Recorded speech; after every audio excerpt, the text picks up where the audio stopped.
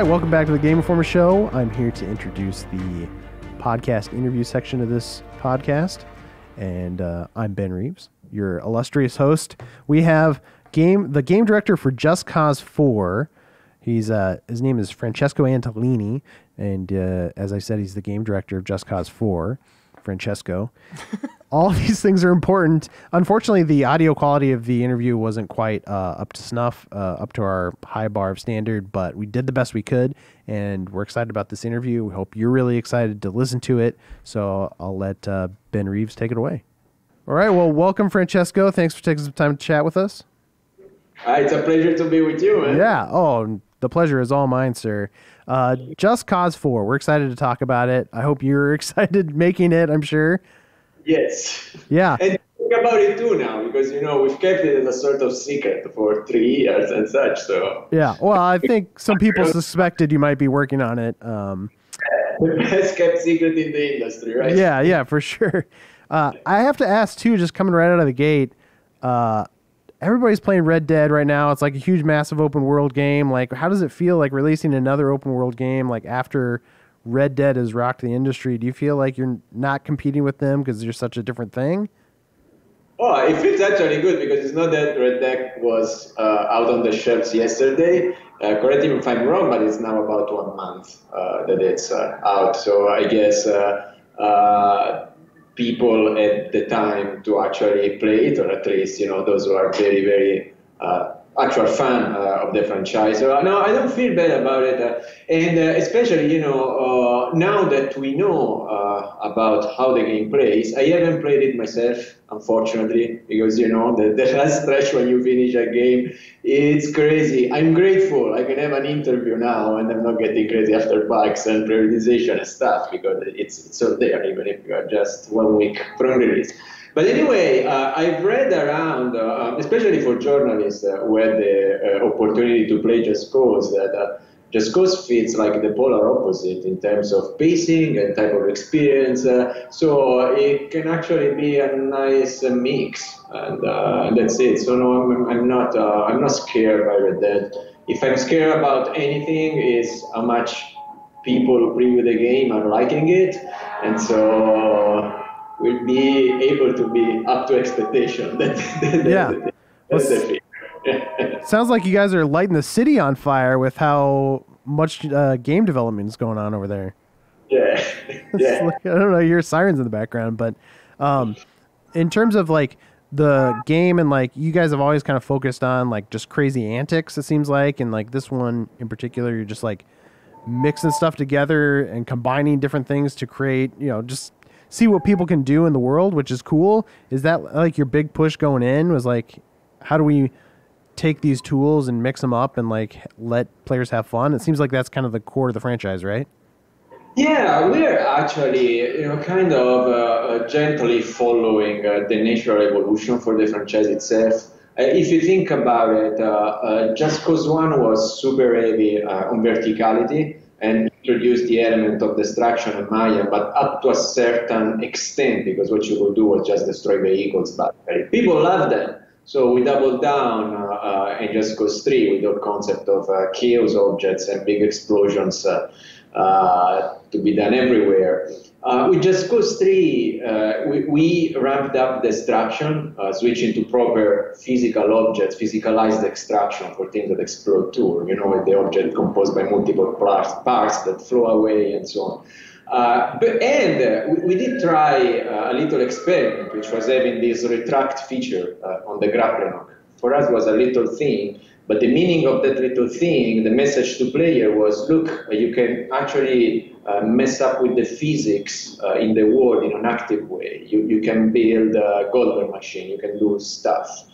Will player use that or not? We didn't know, but it ended up that they went nuts after that. And they also went nuts after the jet mode on the planted explosive, that little propeller thing, right? Using that for all sort of sandbox activities, which was not something that we had forecast before. And then people kept on producing video using Just Cause 3, right? So that was the moment, was a moment where we said, okay, it looks like really the sandbox, the creative destruction, more so than verticality or the grappling hook as a traversal tool, right? More so than just explosions for the sake of exploding things. It's the heart of our game. It was make us different, and that's where we need to push. And that's why we push so much on Just Cause 4. And everything, right? It's the grappling hook with all this attachment and mosaic you can mix and match, but it's also the extreme weather. It's physicalized for a reason. It free roams to the world for a reason. And that reason is to step up the ante of the. And getting back to what you were asking before, the reason why I'm not afraid of Red Dead, but I'm not afraid of anything under that regard right now, is that because the way we do physics sandbox, nobody else does it. So sure. If you want that taste, you need Just Cause. That's it. Yeah, that just sandbox gameplay has been your guys' bread and butter for a long time. We had the opportunity to go visit the New York studio for the Just Cause 3. We did a cover on Just Cause 3. And they were talking a lot about, like, they wanted to, like, push the story elements a little bit more and kind of take the story a little bit more seriously. Do you guys still feel like that's important for you guys, or have you guys gone the other way? I think, yet once again, that's another part of the game that has been evolving with the franchise. Man, we started Just Cause 1, literally, it was featuring dick jokes, right? That's something I would like to propose today. Whereas in 3, we finally have a character. You can see through him a little bit. So with 4th, we continue the evolution. So Rico is even more rounded as a person. I think he's pretty relatable this time around because we've taken away the ridiculous from his person, making him more witty, more reasonable, more in line with a modern action hero. Now, and at the same time, he's fighting volcanoes, though. Exactly. So I mean, that's the point. So if as a player you don't care about that side, you just want to go around mindlessly exploding stuff, go ahead, you're fine. But on the other hand, we hope that by giving a little bit more of depth, a little bit more layer into Rico and to the story itself. Because for once, big spoiler, we are going beyond the classic cliche of the Ravello-like dictator. So, if you have a little bit of interest in the story of it, Rico's lore, and so on, you find something. Sure. I think that's important. Yeah, I know fans have poured over your trailers dozens of times, and they have cropped out moments where it looks like Rico's maybe winking at the camera a little bit, or kind of turning and doing some fourth wall breaking. Is there any truth to what people are reading into that, or are they reading into too much? I'm not sure what you're referring about. I haven't seen it. Personally, I'm not a super big fan of breaking the fourth wall. Although we have a little thing actually in the game. So another thing, actually, what really makes a difference to me in terms of creative direction when it comes to the narrative of the game, more so than the content of the narrative itself, is that we manage this time around to justify everything that you do in a narrative way, right? So there is a set of activities that you're doing in behalf of a character. Her name is Garland. And Garland, she's a filmmaker from Brooklyn, who is in Solis to film things there. Is making a movie full of stunts and stuff like that. She discovered that Ricos is there, and heck, I need to feature him in my movie. And so you will find yourself under the lens of Garland, a hypothetical camera, quite a lot along the adventure. And that's as far as we go, as trying to create. Right. Yeah. I'm just curious, too, on your take for, it seems like photo modes and just the ability to share clips from games has become more and more important over the years, even just since 3 released. So I'm just curious, for you guys, considering your game is just ripe for wanting to share little moments, how important does stuff like photo mode or video sharing, how important is that to you guys? Did you think about that a lot while developing the game?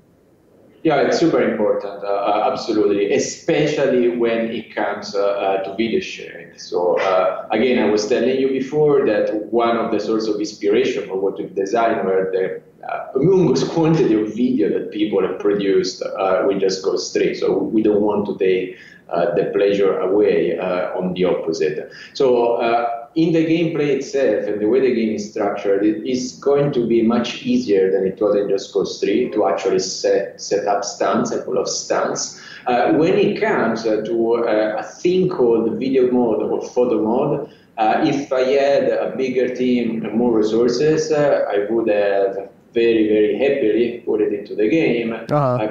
At the end, we have to take choices, and not having a video mode or a photo mode in game, to me, is justified by the fact it's forgivable, if you want, on the basis of the fact that modern consoles have a button to actually start taking a screenshot or dump on disk the last 15 minutes of gameplay. You have this on console, and you have this with a different PC graphics card. So there shouldn't be nothing impeding players to actually record screenshots or videos. Yeah, I'm curious too. Just speaking of like things and like how you guys approach development and things that go in the game and don't go in the game. Like in the past, your community has really embraced the mod scene and creating their own multiplayer gameplay, and that became kind of a big thing online. And just how does that affect you guys as developers? Do you look at that and be like, well, maybe we should do multiplayer someday, or we just want to let these guys have fun with what they're doing? That's another thing that I would love to do. I'm grateful to those guys. By the way, some of them are now actual part of the company.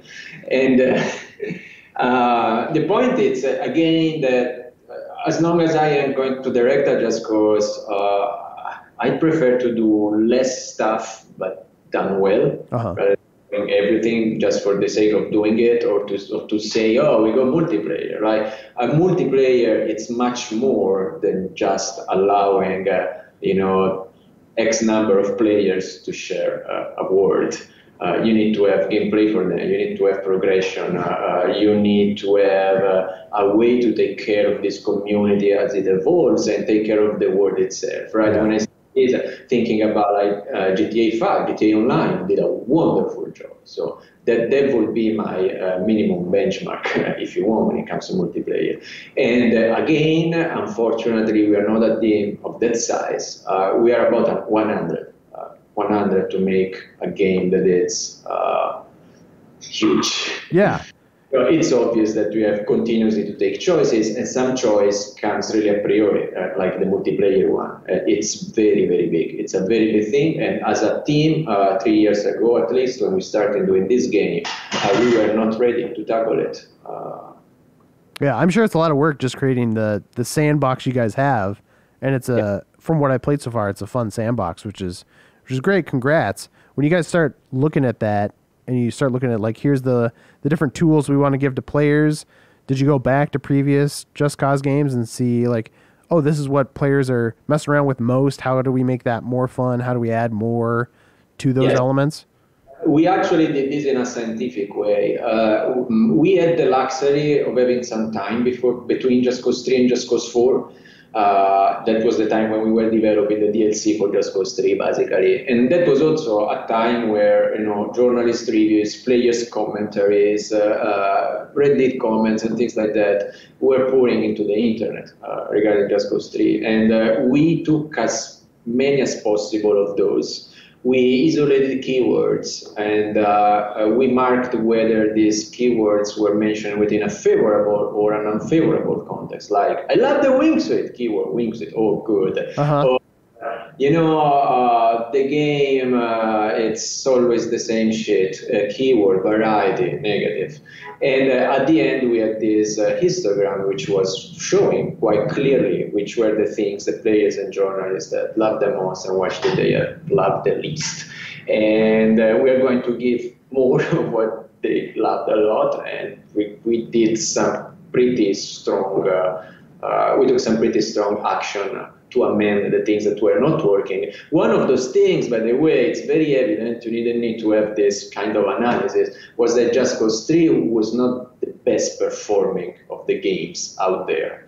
And we didn't want to repeat that. We didn't want to have those issues again with Just Cause 4. So the big technological leap, the big effort, technologically speaking, has been gone into completely redesigning the engine. We have a new engine. We've done Just Cause 4 with Apex. So that it can actually support the amount of mayhem that this game will throw at your console or at your PC. And so we did that first, and then possibly, as a second step, we may start thinking about multiplayer. Sure, yeah. Just going back to those tools that you guys add to the game, I know in the Gold Edition there's a wingsuit jetpack, which looks like a lot of fun. Is that something that players will be able to get even if they don't have the Gold Edition? Is that just DLC? Like, how are you guys rolling that out? So this is part of a publisher strategy. I'm a little bit outside of that. So I know that currently you can have the Sky Striker, that's how we call it. Uh-huh. You can have the Sky Striker if you buy the Digital Deluxe Edition. Right. Will things change in the future? I frankly do not know. Okay. Is that you can play the whole game from start to end and a lot of fun regardless of whether you got the Sky Striker or not. So you're saying people will have fun even without the jetpack? No, they would have fun in both ways. Sure. So I'm sure. I want the jetpack though. So you got to buy the Digital Deluxe Edition, man. All right. We'll go with that.